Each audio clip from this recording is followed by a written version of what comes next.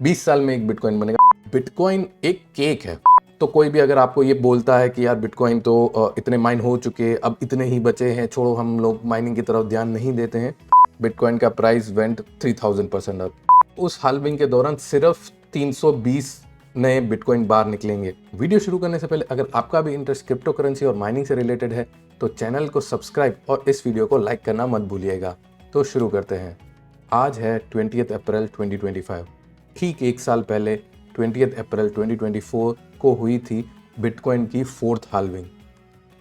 अब यह bitcoin halving होता क्या है, बिटकॉइन डिफ़िकल्टी होती क्या है, बिटकॉइन हाल्विंग का हमारे माइनिंग और हमारे इनकम पे क्या इफेक्ट पड़ता है, बिटकॉइन हाल्विंग आखिरकार इम्प्लीमेंट ही क्यों की गई, इसका बिटकॉइन के प्राइस पे क्या फ़र्क पड़ता है, ऐसे काफ़ी सारे टॉपिक्स के ऊपर हम लोग आज के इस वीडियो में बात करने जा रहे हैं। तो वीडियो काफ़ी लंबा होने वाला है, तो सिट बैक एंड रिलैक्स। तो सबसे पहले सवाल पे आ जाते हैं कि बिटकॉइन हाल्विंग होती क्या है। बिटकॉइन के क्रिएटर सतोशी नाकामोटो ने जब बिटकॉइन का ये ब्लॉकचेन क्रिएट किया था तब उसने इस ब्लॉकचेन में ये कोड इंप्लीमेंट कर दिया था कि हर 2,10,000 ब्लॉक्स के बाद बिटकॉइन का ब्लॉक रिवॉर्ड हाफ हो जाएगा। अब ये 2,10,000 नंबर उसने क्यों रखा, ब्लॉक रिवॉर्ड हाफ होने का मतलब क्या है, ये सारी चीज़ें हम लोग देख लेते हैं एक एक करके। बिटकॉइन जब क्रिएट किया गया 2009 में, तब उसके एक ब्लॉक में 50 बिटकॉइन होते थे। एक ब्लॉक में 50 बिटकॉइन, ठीक है। जब उसने क्रिएट किया तब सतोशी नाकामोटो ने तो उसी टाइम उसमें वो इम्प्लीमेंट कर दिया गया कि हर 2,10,000 ब्लॉक्स के बाद ब्लॉक रिवॉर्ड हाफ हो जाएगा। अब ये 2,10,000 ब्लॉक्स एवरेज 4 साल के दौरान में ही होता है।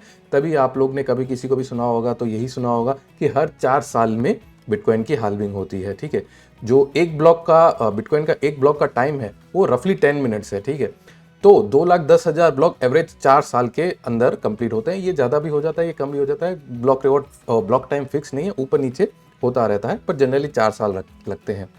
तो 2009 में जब पहला ब्लॉक हुआ तो और पूरे उस 4 साल के दौरान बिटकॉइन के एक ब्लॉक में 50 बिटकॉइंस होते थे। ये 4 साल के बाद जब पहली बिटकॉइन हाल्विंग हुई तो वो 25 ब्लॉक हो गए। फिर उसके 4 साल बाद जब दूसरी हाल्विंग हुई तब वो पर ब्लॉक 12.5 बिटकॉइन हो गए। और उसके बाद जब हाल्विंग हुई तब 6.5। और आज से एक साल पहले जब हाल्विंग हुई थी तब उसका हाल्विंग का ब्लॉक रिवॉर्ड हो गया था 3.125 बिटकॉइन। यानी आज की डेट में और आने वाले और 3 साल एक ब्लॉक में जो ब्लॉक रिवॉर्ड रहेगा वो 3.125 बिटकॉइन होगा, ठीक है। अब ये मैं आपको एक चार्ट के द्वारा भी समझा देता हूँ। जब 2009 में बिटकॉइन निकला तब हर ब्लॉक में 50 बिटकॉइन होते थे। फिर 2012 में जब हाल्विंग हुई, ठीक है, तब हर ब्लॉक में 25 बिटकॉइन होते थे, ठीक है। फिर हर 2016 में 12.5, फिर 6.25। आज का जो डेट है आज की जो डेट है 2025, और इस दौरान 3.125 जो नेक्स्ट हाल्विंग होगी 2028 में, उसमें 1.5625 बिटकॉइन एक ब्लॉक में होंगे। फिर उसके बाद जब 32 में हाल्विंग होगी तब ऐसे ऐसे सो फोर्थ एंड सो फोर्थ। अब आप इसमें जो एक चीज़ देखेंगे कि जब 2009 से 2012 में जो नए बिटकॉइन बने वो बने 1,05,00,000, ठीक है। तब रेट बहुत कम था, सप्लाई कम हो गई 2012 में। फिर 2016 तक जो नए बिटकॉइन निकले वो 52 लाख निकले। फिर 2020 तक और वो कम हो गए, रेट थोड़ा और बढ़ा। 2024 जिसमें हम लोग थे एक साल पहले, तब उस दौरान में 13 लाख बिटकॉइन नए निकले। अब से लेके 2028 तक कितने नए बिटकॉइन बाहर निकलेंगे? 6.5 लाख बिटकॉइन नए बाहर निकलेंगे। ऐसे ऐसे ऐसे करके जो लास्ट बिटकॉइन बनेगा वो बनेगा 2140 में। उस टाइम तक आप हम कोई नहीं रहेंगे, ये वीडियो भी रहेगा नहीं रहेगा पता नहीं। जब लास्ट बिटकॉइन माइन होगा 100 साल से ऊपर है, ठीक है। तो कोई भी अगर आपको ये बोलता है कि यार बिटकॉइन तो इतने माइन हो चुके, अब इतने ही बचे हैं, छोड़ो हम लोग माइनिंग की तरफ ध्यान नहीं देते हैं, तो ये बात ध्यान रखिएगा कि बिटकॉइन का लास्ट बिटकॉइन बनने में 100 साल से ऊपर है। अब इस दौरान आप एक और चीज़ भी मैं आपको दिखाना चाहूँगा कि 2012 तक 1,05,00,000 बिटकॉइन नए बाहर निकले, ठीक है। फिर 2016 में सप्लाई कम हो गई, रेट बढ़ गया। अब जब 2024 में से लेके 2028 तक और कम बिटकॉइन 6.5 लाख बिटकॉइन नए बाहर निकलेंगे। लेकिन आप यहाँ से 50 साल आगे चले जाओ, ठीक है, रफली 75 में 2075 में, मे बी हम में से आप में से काफ़ी सारे जने 50 साल और तो हैं ही, ठीक है। तो मैं जा रहा हूँ 2072 में, यहाँ से 50 साल आगे।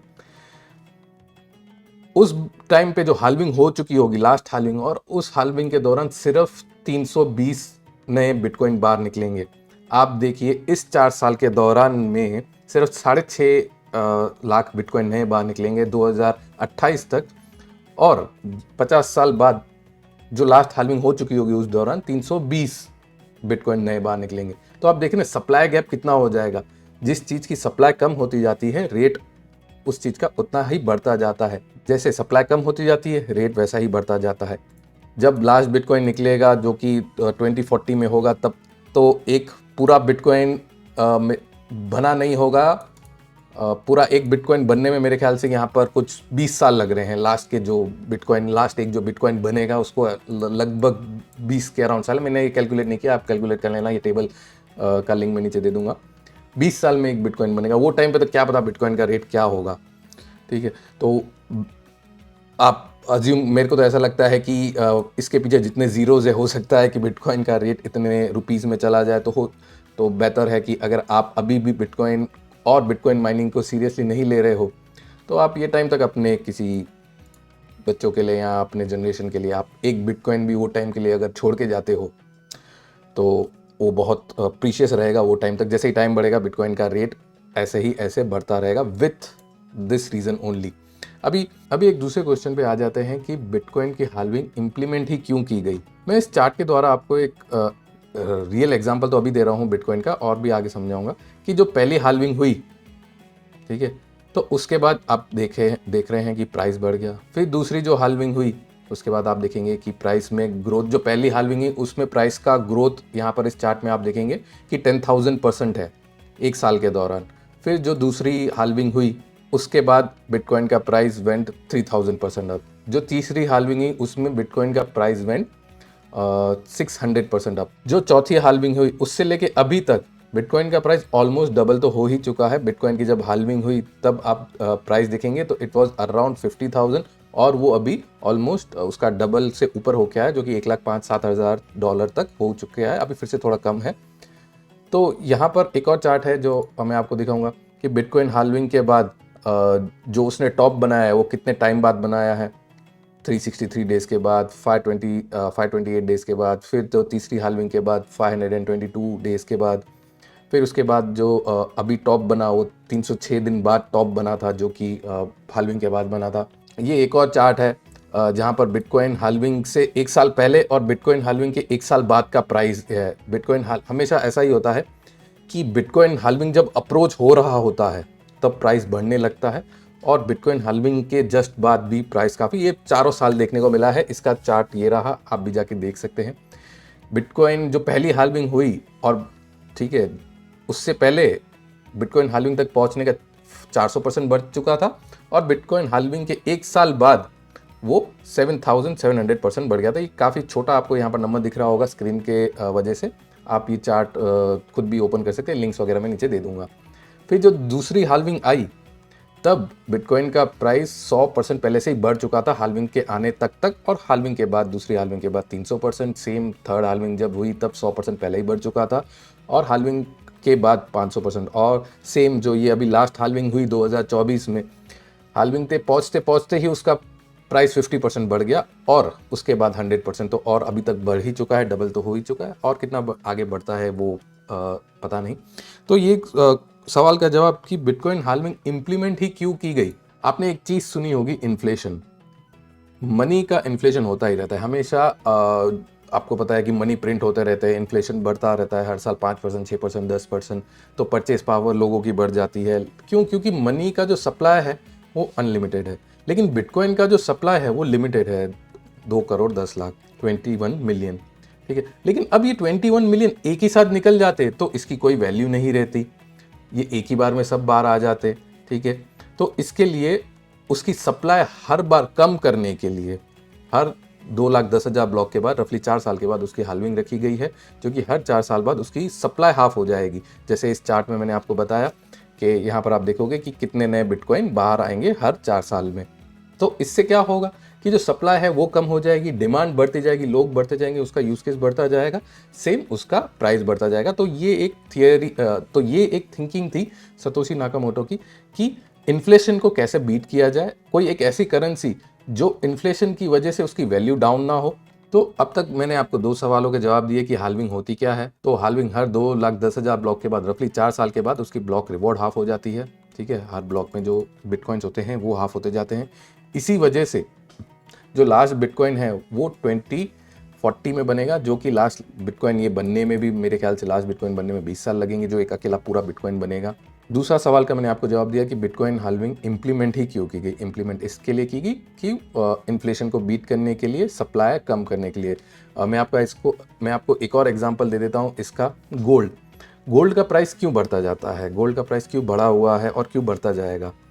क्योंकि उसकी सप्लाई लिमिटेड है, वो अनलिमिटेड नहीं है, वो धरती के अंदर से निकलता है। एक दिन सपोज आपको ऐसा दुनिया में न्यूज़ आ जाती है कि दुनिया के नीचे जितना भी है सारा सोना खत्म, लास्ट ही था जो निकल चुका, तो गोल्ड का प्राइस ऐसा भागेगा। लेकिन एक दिन अचानक एक ऐसी न्यूज़ आ जाती है कि अनलिमिटेड सोना है, निकलता ही जा रहा है, निकलता ही जा रहा है, ख़त्म ही नहीं हो रहा है, जहाँ हाथ डालो सोना निकला है, तो उसकी क्या वैल्यू कम हो जाएगी।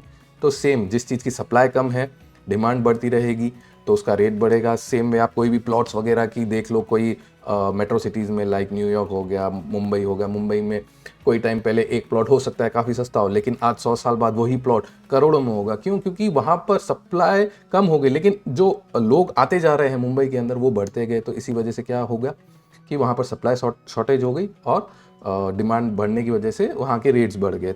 सेम कॉन्सेप्ट इस पर अप्लाई होता है। अभी इसका एक दूसरा रिवर्स एग्जांपल भी मैं आपको बता दूं कि डायमंड का, जैसे मैंने आपको गोल्ड का एग्जांपल बता दिया, एक मैं आपको डायमंड का भी एग्जांपल बता दूं कि डायमंड का आपने पहले बहुत टाइम पहले ऐसा सुना होगा कि डायमंड आप प्रेस्टीजियस, उसका रेट बहुत ज़्यादा होता है, डायमंड में इन्वेस्ट कीजिए। काफ़ी सारे लोगों ने डायमंड में इन्वेस्ट भी किया, लेकिन डायमंड का आपने देखा कि प्राइस इतने नहीं बढ़े, ना ही बढ़ते हैं। डायमंड आज की डेट में आप किसी से भी पूछो तो वो एक बहुत बेकार इन्वेस्टमेंट माना जाता है, बहुत सारे लोग ऐसे मानते हैं।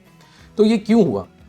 पहले डायमंड्स बहुत रेयर चीज़ होते थे, लेकिन जैसे ही लैब ग्रोन डायमंड्स अभी निकलने लगे हैं, आपको पता है सूरत में लैब ग्रोन डायमंड्स बहुत बनते हैं, तो उसके वजह से क्या हुआ, जो डायमंड की रेयरिटी थी वो बहुत कम हो गई। हाँ, हालांकि आज भी जो वो डायमंड्स होंगे जो धरती में निकलते हैं वो प्रेस्टीजियस होंगे, लेकिन आज उसमें फ़र्क नहीं रहा। जो लैब ग्रोन डायमंड्स हैं और उन डायमंड्स में काफ़ी ज़्यादा फ़र्क नहीं रहा। इसके लिए डायमंड की आज इतनी वैल्यू नहीं है। हो सकता है बिटकॉइन के साथ ऐसा हो कि उसका कोई कॉम्पिटिटर आ जाए तो बिटकॉइन की वैल्यू ना रहे। ऐसा काफ़ी सारे जनों ने अब तक कोशिश करके देख ली। इथेरियम आया, हालांकि इथेरियम की सप्लाई अनलिमिटेड थी। सोलाना आया, उसकी कोई सप्लाई नहीं। फिर बहुत सारे ऐसे कॉइन्स आए जिनों की सप्लाई है भी, नहीं भी है। तो लेकिन bitcoin is father of all crypto currency, उस पर ही सबका भरोसा रहेगा। लाइक जैसे गोल्ड हमेशा डोमिनेट ही करता है। तो 2 सवाल हो गए। जैसे मैंने बताया वीडियो काफ़ी लंबा होने वाला है और भी आगे काफ़ी सारे टॉपिक्स हैं जो हम कवर करेंगे। तो अगर आप को वीडियो ये थोड़ा स्लो लग रहा हो तो 2x पे देख लीजिएगा। अब तीसरे सवाल पे आ जाते हैं कि बिटकॉइन डिफ़िकल्टी क्या होती है। काफ़ी सारे जने ये पूछते हैं कि अगर हम एक माइनर ले लेते हैं तो हमको उसमें जितना बिटकॉइन मिल रहा है, एग्जाम्पल के तौर पर आपको एक बिटकॉइन माइनर से पर मंथ 0.001 बिटकॉइन मिल रहा है, जस्ट फॉर एन एग्जांपल। तो काफ़ी सारे जने पूछते हैं कि क्या हमको ये 0.001 हमेशा मिलता रहेगा? तो इसका जवाब है नहीं। अभी क्यों? जैसे मैंने आपको बताया यहाँ पर कि उसकी सप्लाई हर 4 साल में हाफ तो होती है कि अभी 6.5 लाख बिटकॉइन बाहर निकलेंगे तो अगले 4 साल में इतने, तो इस वजह से आपका जो नंबर ऑफ कॉइन है वो भी कम होगा। पर इस पर एक और चीज़ इफेक्ट करती है, वो है डिफ़िकल्टी। अब डिफ़िकल्टी क्या है? आप ऐसा समझो कि बिटकॉइन एक केक है, ठीक है। उसको अगर 4 जने खा रहे हैं ना तो वो 4 जने में ही बटेगा, ठीक है। अगर उसको 8 जने खा रहे हैं तो वो 8 जने में बटेगा। उसको अगर 1 करोड़ जने माइन कर रहे हैं, उसको काफ़ी सारे जने माइन करें तो वो उन सारे जनों में बटेगा। सेम में अगर लोग कम होते जाएंगे, जैसे सपोज काफ़ी सारे जने माइन कर रहे थे, अब 8 जने ही माइन करें तो उन 8 जनों में आपको जो कॉइन आने लगेगा वो बढ़ जाएगा। जैसे जैसे लोग बढ़ेंगे माइनिंग करने के लिए, ऐसे ऐसे ही डिफ़िकल्टी बढ़ती रहेगी। तो इस सवाल का जवाब कि डिफ़िकल्टी क्या होती है, डिफ़िकल्टी ऐसे तो टेक्निकल टर्म बहुत अलग है, लेकिन मैंने आपको एकदम सिंपल समझा दिया कि आप उसको ऐसा समझो कि जितने ज़्यादा जने माइन करेंगे उतना एक जने को कम आते जाएगा, जितने कम जने माइन करने जाएंगे तो एक जने को ज़्यादा मिलेगा। अब ये डिफ़िकल्टी बढ़ेगी क्यों, कम क्यों होगी? जैसे मैंने बताया कि ये सपोज एक केक है, ये केक काफ़ी रसीला है, इसका दाम काफ़ी ज़्यादा है, इसको खाते ही काफ़ी अच्छा टेस्ट आ रहा है, तो इसको काफ़ी सारे जने खाने आएंगे, यार रसीला केक है, हमको भी खाना है, हमको भी इसका पाया चाहिए, रेट काफ़ी ज़्यादा है, हम भी लेंगे। ठीक है। तो और ज़्यादा जने रेट बढ़ रहा है, और ज़्यादा जने आए माइन करने, लेकिन अचानक रेट कम होने लगा, केक अच्छा नहीं रहा, बहुत स्वाद नहीं है इसमें, तो लोग कम खाने के लिए कम आएंगे, तो एक जने को पीस ज़्यादा मिलता जाएगा। ठीक है। तो डिफ़िकल्टी कभी कम तो नहीं होती है, शॉर्ट टर्म के लिए कम होती है जब प्राइस थोड़ा सा कम होता है, लेकिन लॉन्ग टर्म डिफ़िकल्टी बढ़ती ही रहती है। ये है बिटकॉइन माइनिंग का डिफ़िकल्टी चार्ट। लास्ट 1 साल में आप देखेंगे कि खास इतना नहीं बढ़ा है, लेकिन ये इस चार्ट में ऐसा लग रहा होगा, लेकिन ये डबल हो चुका है शुरुआत से लेकर अब तक। ये यहाँ पर देखेंगे कुछ 82 है, तो यहाँ पर उसका ऑलमोस्ट डबल है।